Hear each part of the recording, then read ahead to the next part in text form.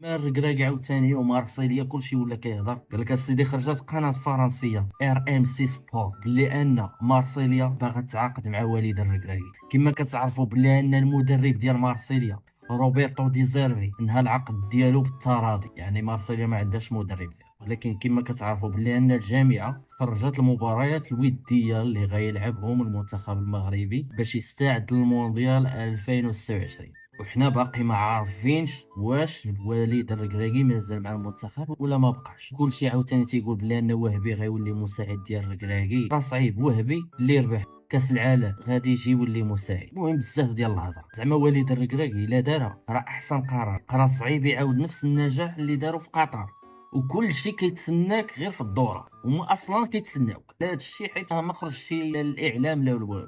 اما الا مشى لمارسيليا العام الجاي وليد الركراكي غيلعب تشامبيونز، وزعما هو غادي يزقل هذه الفرصه. محال. عرفتي شنو هي تشامبيونز ليغ؟ وليد الركراكي كيبان لي راه 100% غادي.